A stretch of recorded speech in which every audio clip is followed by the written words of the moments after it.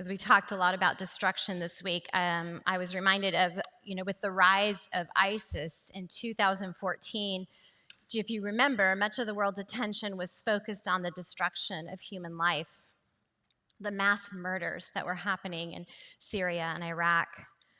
Less publicized was the destruction of historic artifacts, particularly those that tell the Judeo-Christian story. In Syria and Iraq, the past is glorious and long, this land in which we've been studying, Babylon. This is the region of the human story, the home of the first cities, states, empires, the home of where language and writing was first developed 5,000 years ago. Not language, writing was developed 5,000 years ago. And again, our Babylon that we've been spending time in is in modern-day Iraq. In 2015, ISIS seized a city in Palmyra, a 2,000-year-old Syrian city. And it took sledgehammers to ancient history, blew up shrines, hacked apart famous statues, then bloodied its Roman amphitheater with the infidels, those who were captured by ISIS. One of those murdered was 82-year-old archaeologist Khalid Assad. Assad had worked extensively in this area to unfold the human story. When ISIS seized the city, Assad stayed on, becoming the prime target for ISIS because he was hiding these precious relics. He was captured, and after a month of interrogation, he refused to disclose the location of where these artifacts were hidden. And so he was beheaded, and his body hung in that amphitheater. An unimaginable death for Assad, for protecting artifacts. But what's more amazing is his willingness to die to keep them hidden. As clearly as Assad gave his life to unearthing the human story, he gave his life for its protection. Why? Because he knew someday these artifacts would be found and the human story would be told once again, our story. Does Assad's 80-year-old resolve remind you of anybody? Reminds me of Daniel. Throughout the decades of his captivity, as clearly as Daniel gave himself to the lands of his exile, to the land of his exile, he gave his life for a coming kingdom, didn't he? He gave his life to reveal God's story. Daniel clearly gave his life for a coming kingdom. And in Daniel 6, we find the heart of Daniel's story because it reveals how he lived for God's story, now under a new king, Darius. So if you open with me to Daniel 6, we're going to go 1 to 23. Follow along. It pleased Darius to set over the kingdom 120 satraps to be throughout the whole kingdom, and over them 3 high officials, of whom Daniel was one, to whom these satraps should give an account so that the king might suffer no loss. Then this Daniel became distinguished above all the other high officials and satraps because an excellent spirit was in him. And the king planned to set him over the whole kingdom. Then the high officials and the satraps sought to find a ground of complaint against Daniel with regard to the kingdom, but they could find no ground for complaint or any fault, because he was faithful, and no error or fault was found in him. Then these men said, "We shall not find any ground for complaint against this Daniel unless we find it in connection with the law of his God." Then these high officials and satraps came by agreement to the king and said to him, "O King Darius, live forever. All the high officials of the kingdom, the prefects, the satraps, the counselors, and the governors are agreed that the king should establish an ordinance and enforce it, an injunction that whoever makes petitions to any god or man for 30 days, except you, O king, shall be cast into a den of lions. Now, O king, establish the injunction and sign the document so that it cannot be changed, according to the law of the Medes and the Persians, which cannot be revoked." Therefore, King Darius signed the document and injunction. When Daniel knew that the document had been signed, he went to his house where he had high windows in his upper chamber, open towards Jerusalem. He got down on his knees, and 3 times a day he prayed and gave thanks before God as he had done previously. Then these men came by agreement and found Daniel making petition and plea before his God.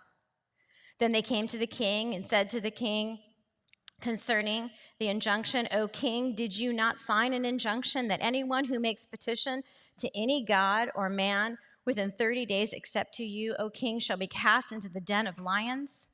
The king answered and said, "The thing stands fast according to the law of the Medes and the Persians, which cannot be revoked." Then they answered and said before the king, "Daniel is one of the exiles from Judah.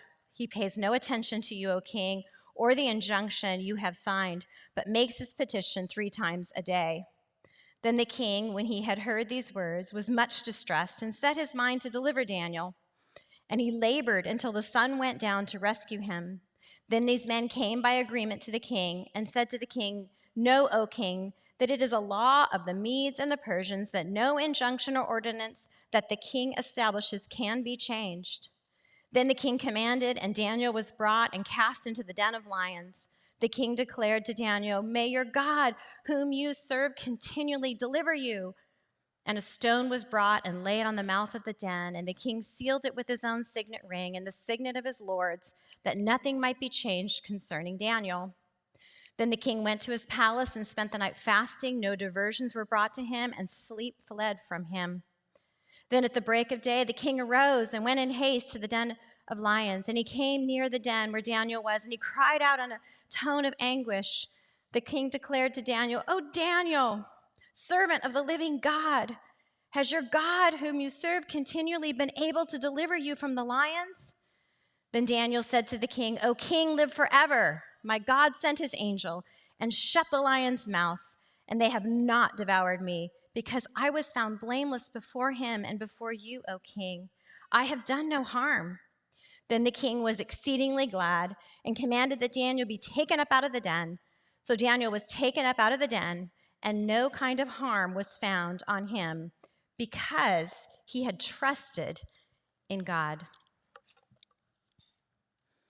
The living God has preserved this chapter in the story of Daniel, that we might learn from Daniel 3 things: what it means to be in the world, what it means to be not of the world, so that third, we reveal another world.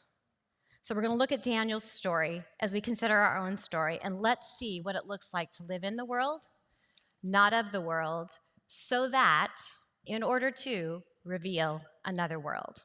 So in the world, we see Daniel is fully engaged. He's engaged in the land of his exile. Who would Daniel at 15 ever have thought that by 80 he would be the highest ranking official of the Medo-Persian kingdom, which was the known world at the time? Amazing to consider his advancement.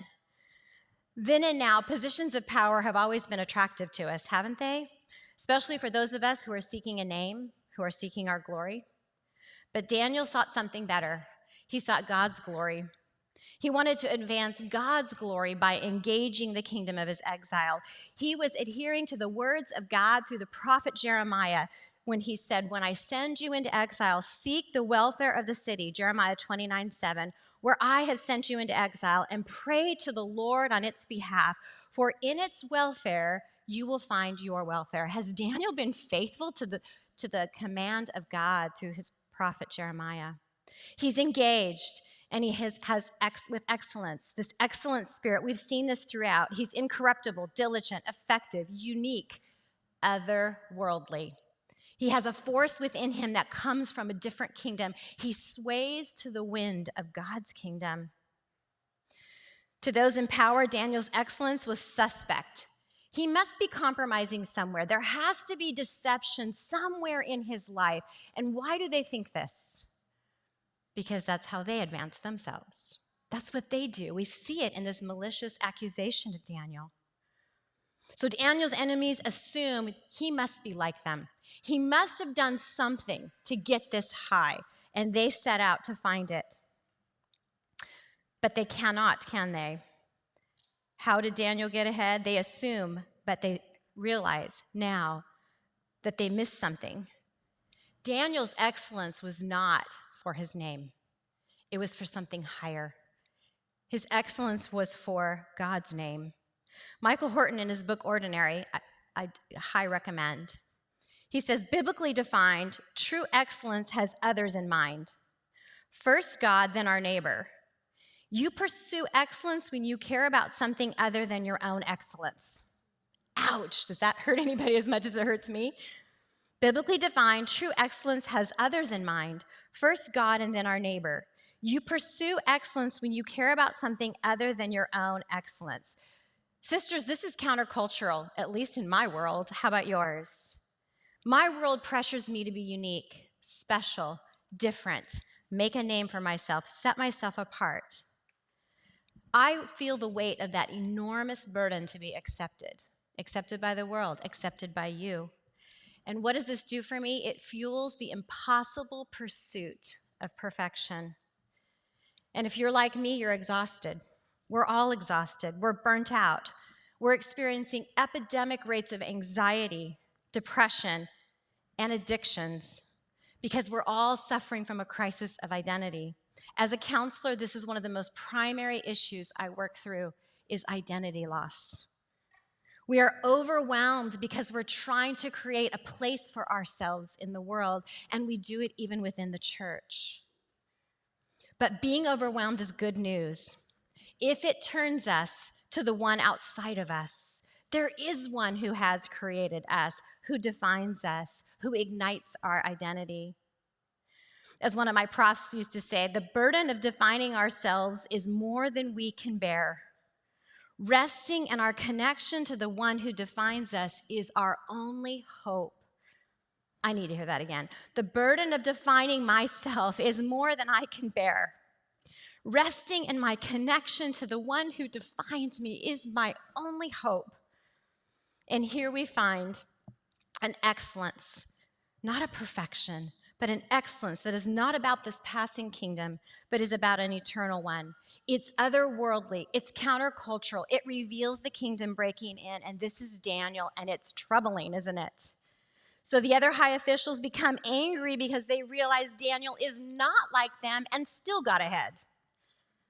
So what can they do? They have to use his excellence against him. So they create a law, they manipulate the king to establish a law that makes Daniel's faith illegal. So for 30 days, all nations, languages must go through King Darius to worship their gods. He is the only mediator. It's not preventing them from worshiping their gods. They just have to go through him first. He's the mediator. Darius was manipulated into this law because he thinks it's going to help him not suffer loss, solidify this new kingdom. Yet, they cannot. Yet his law actually sets out to destroy the one who most is protecting the kingdom from loss, the one who is most engaged, the one who is most for Darius. But they can't destroy him. For as clearly as Daniel is in the world, he is not of the world. So now we move to not of the world. Daniel is fully engaged in another world. Daniel will not stop seeking the peace and blessing of the city. This is the essence of Jeremiah's words. Seek the blessing and peace of the city, and in it you will find your peace and blessing. And he won't stop this for the city through prayer. For the sake of Darius' kingdom, Daniel will only bow down to his God, mediate to his God, and to Jerusalem. So with thankfulness, Daniel seeks God and requests God to show mercy to this land and to the king. The temple has laid in ruins now for 65 plus years, and Daniel remains engaged. I think about how my prayers wane in just months. 65 years, Daniel remains engaged in a ruined city. God's city in ruins is more real to Daniel than Darius's opulence. Can you imagine? Because he knows, Daniel knows, the exile is ending. God's people are about to return. They're going to rebuild. And through them, God is going to bring the true mediator, the promise of the end of the exile of our sin. So 3 times a day, for the continual reminder of who he is, where he belongs, Daniel prays towards Jerusalem. 3 times a day to further find his identity in the King of Kings and his place in the kingdom. And 3 times a day to further make known the king and his kingdom in the land of his exile. And if you're like me, Daniel's continually praying towards Jerusalem is pretty convicting and challenging, isn't it?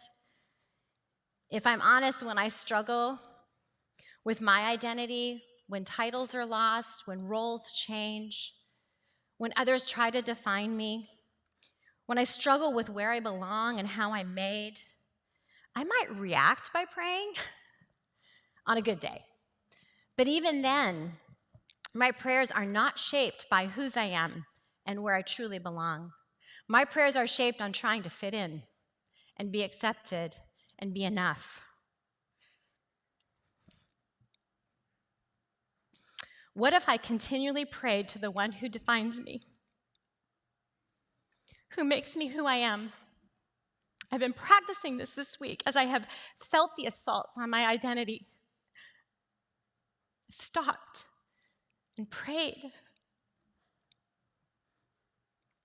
And I think, gosh, if I could just really make this a part of my rhythm, part of my liturgy like Daniel, I just might prayerfully respond to what is troubling me in this kingdom by experiencing my belonging more deeply and revealing his kingdom to those around me.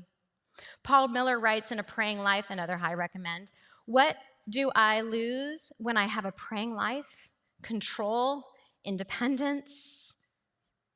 What do I gain? Friendship with God, a quiet heart. The living work of God in the hearts of those I love, the ability to roll back the tide of evil. Essentially, I lose my kingdom and I get his kingdom. Oh, to just stay there. Daniel's not engaged this day to defy a decree. He's engaged because he's never not engaged. Daniel's faith is so privately engaged that he is publicly excellent. His enemies have to follow him, spy on him. I mean, I don't know what the ancient ladders look like, but this was an upper window to see who has Daniel engaged, why he is so excellent. And this is such a word for us in this tense, angry moment in our world. Daniel is not publicly reactive. He's not making a bold statement. He remains privately responsive to God. And that is such a message, isn't it? It's not our violent public reactions to the edicts of this world that are going to ultimately bring peace and blessing into our world, our city.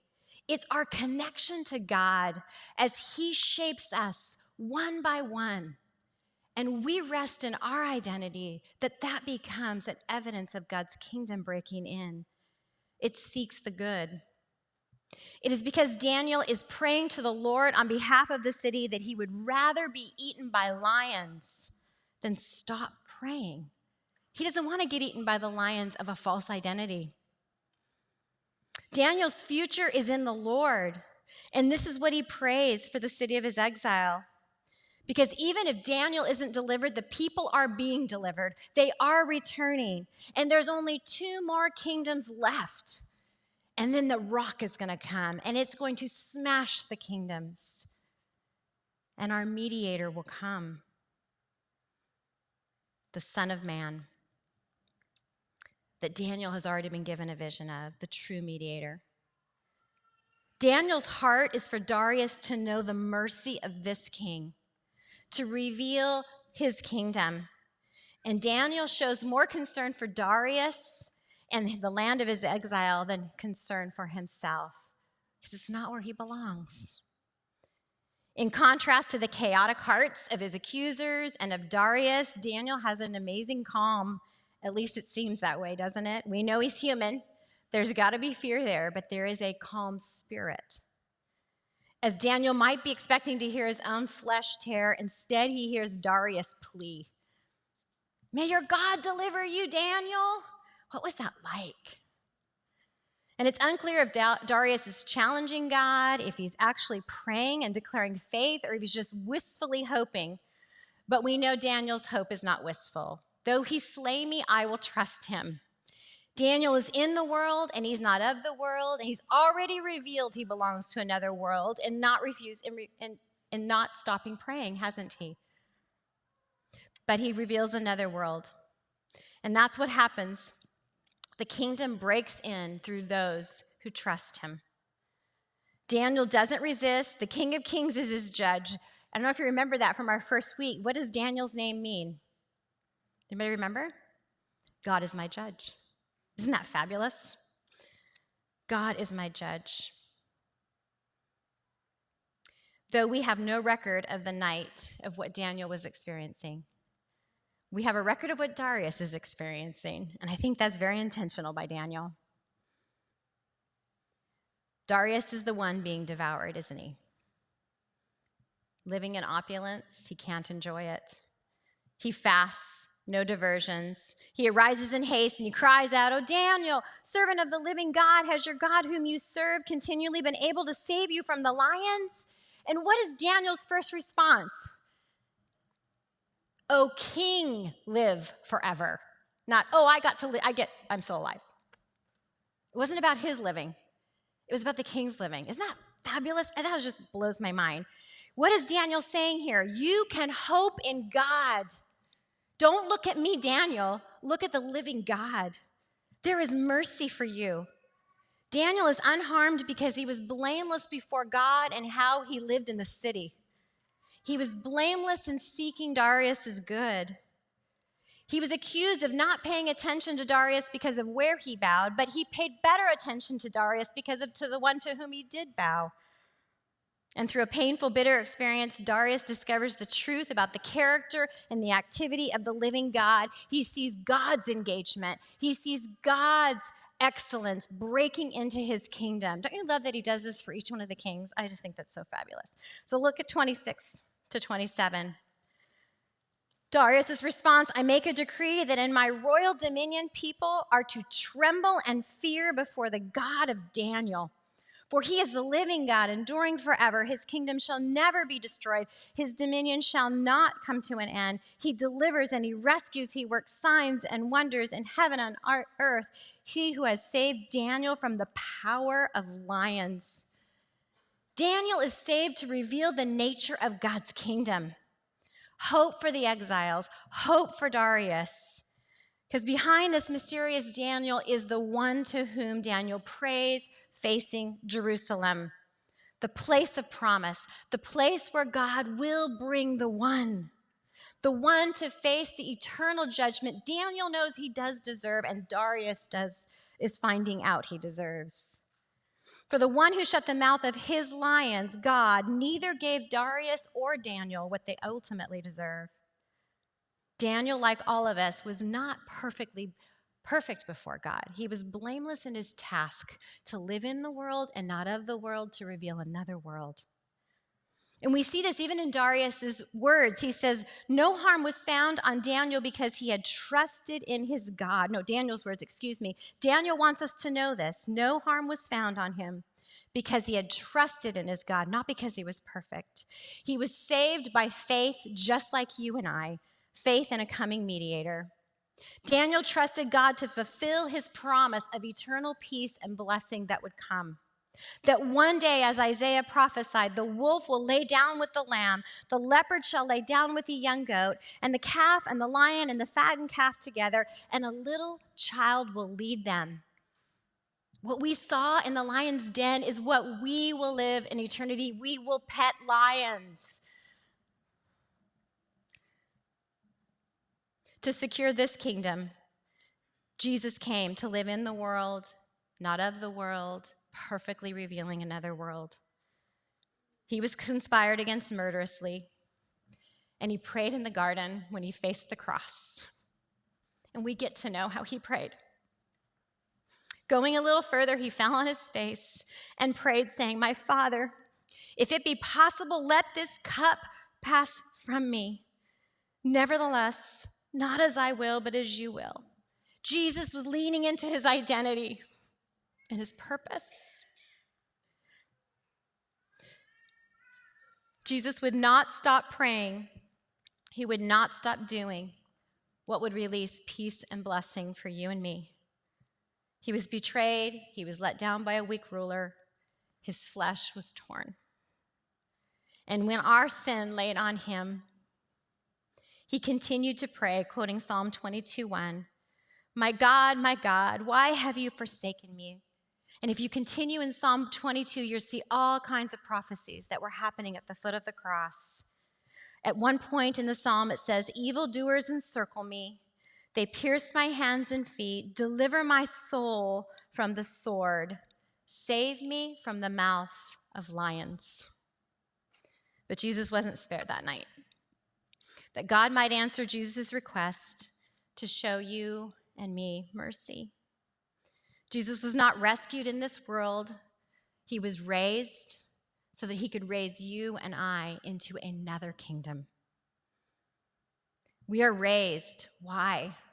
To pray for peace, to pray for blessing for this city, for Jesus' very life to flow in and through us to evidence the kingdom. How are we doing? I have to say, eek. But I love what Paul Miller goes on to say in his book. We look at the inadequacy of our praying and we give up, thinking something is wrong with us. God looks at the adequacy of his Son and delights in our sloppy, meandering prayers. Okay, does anyone need to hear that again? This is not a message of shame. This is a message of invitation. We look at the inadequacy of our praying and give up, thinking something is wrong with us. God looks at the inadequacy of his Son, the adequacy of his Son, and delights in our sloppy, meandering prayers. He delights even more in us saying, "Lord, forgive me for my prayerlessness." So let's not give up. Don't let those lions get us. Let's not give up. Let's continually give thanks to the one who created us, who defines us, who ignites who we truly are, who helps us find our place in the kingdom, because our exile is ending. In this moment, we get to seek the welfare of this city, releasing peace and blessing through our own lives, a peace and blessing this city desperately needs, a chance for the kingdom of God to break in when others see that what devours them in the world doesn't devour us, where we are free to live as clearly in the world as not of the world, to reveal another world. May it be so, Jesus, for the Dariuses and for the accusers of us. May they see in us another world, breaking in, changing us, transforming us, leaning us into our identity, igniting our identity in ways that we can't even yet imagine. May it be so, Lord Jesus, for the glory of your name.